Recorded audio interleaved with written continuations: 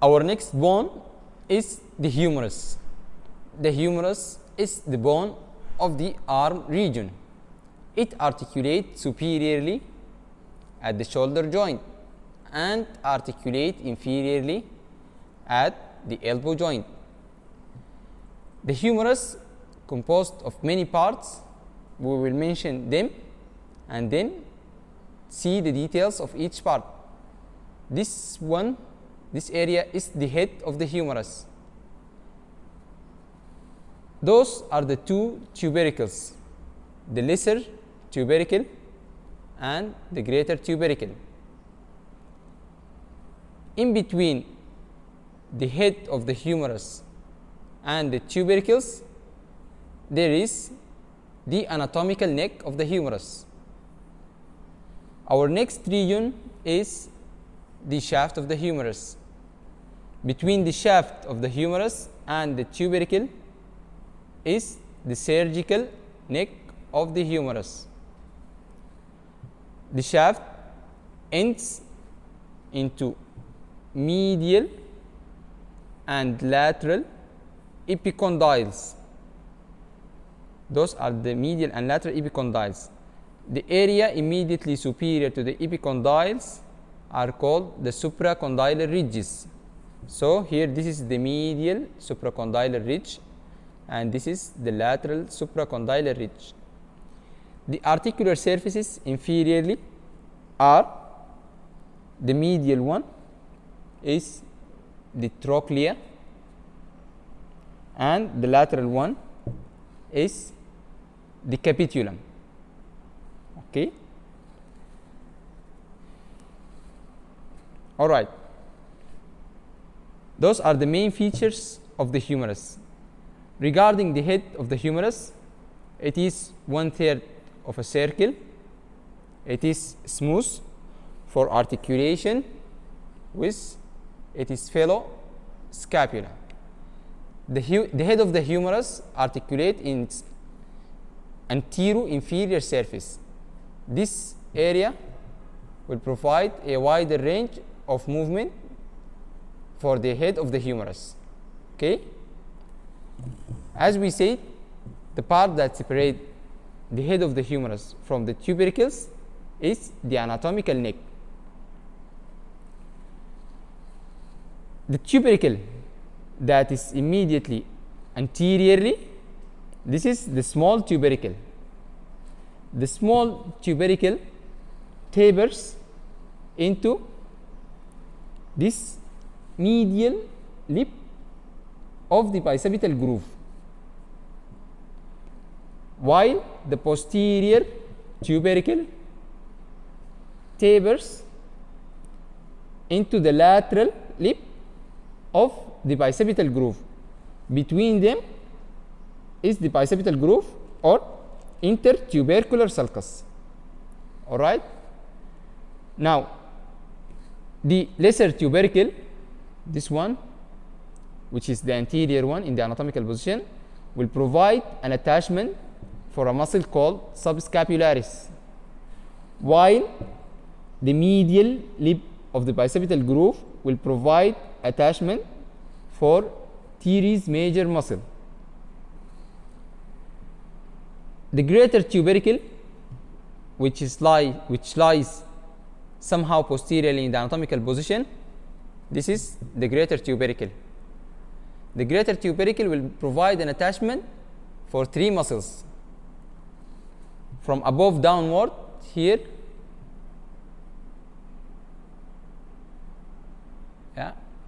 here a muscle called supraspinatus, followed by a muscle called infraspinatus and teres minor muscles. So the greater tubercle provide attachment for supraspinatus muscle, infraspinatus muscle and teres minor. In the bicipital groove runs the tendon of the long head of the biceps, and inferiorly it provides an attachment for a muscle called latissimus dorsi. Latissimus dorsi. Okay.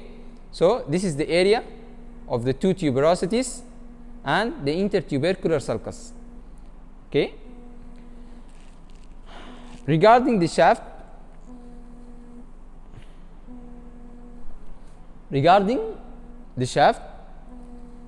we have got one prominent feature which is found in the lateral aspect of the shaft. As you can see here, it is called the deltoid tuberosity. The deltoid tuberosity provides an attachment for the multipinnate fibers of the deltoid muscles. Okay? In the posterior aspect of the shaft, as you can see here, this line found immediately inferior to the deltoid tubercle, it is called the radial groove or the spiral groove. Okay? The spiral groove, this is the spiral groove. The spiral groove passes posteriorly and downward till it reaches the lateral supracondylar ridge, and as we said, two important structures pass in this groove, which are the radial nerve and the profunda brachii vessel, arteries and vein. Okay. Also, by this spiral groove, we can determine the attachment of the triceps muscle. Superiorly and laterally, the lateral head of the triceps muscle takes origin, while all the area below the radial groove is for the origin of the medial head of the triceps muscle. Okay. All right. Regarding the lower surface of the humerus, as we say, this one is the medial epicondyle, and as you can see, it protrudes more than the left.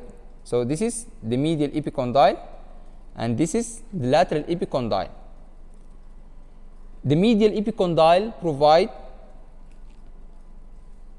muscular attachment for the flexors compartment, while the lateral epicondyle provide an attachment for the extensors compartment. Okay. Again, the medial articular surface inferiorly, this one is the trochlea, while the lateral one is the capitulum. The fossa immediately above the trochlea is the coronoid fossa. Here the coronoid process of the ulna articulate, and the fossa above the capitulum, it is called the fossa of the radial head. Okay. The trochlea articulate with the ulna, while the capitulum articulate with the radius. Okay. Posteriorly, there is one fossa. It is called the olecranon fossa, inside which the olecranon process of the ulna is lodged in full extension. Okay.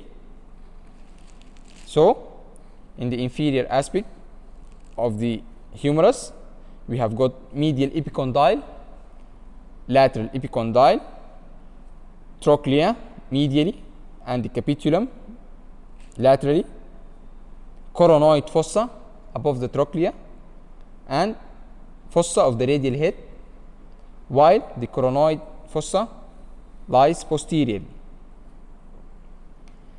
As you can see, from posteriorly, you can only identify the trochlea. The capitulum is not visual. Okay. Now, as we have seen all structures of the humerus, now we have to identify, is it right or left? Again, in identification, you have got to have a superior landmark. In this case, it is the radial head. The head should be superiorly. You should also have any identifying markers that tells you is it the anterior surface or the posterior surface. As you can see, in the anterior surface there is 2 fossa, while in the posterior surface there is 1 fossa. Okay, so this is the anterior surface and this is the superior surface. You should also know that the head is directed medially. So this is my left humerus. Okay, the head is superiorly and directed medially, and the surface with the 2 fossa is anteriorly. So this is my left humerus. Okay, now let's try to identify this bone. Again, it is humerus. The head is superiorly and the trochlea and the capitulum are anteriorly. So this is the anterior surface. So, and the head of the humerus should be directed medially. So this is my right humerus. Okay.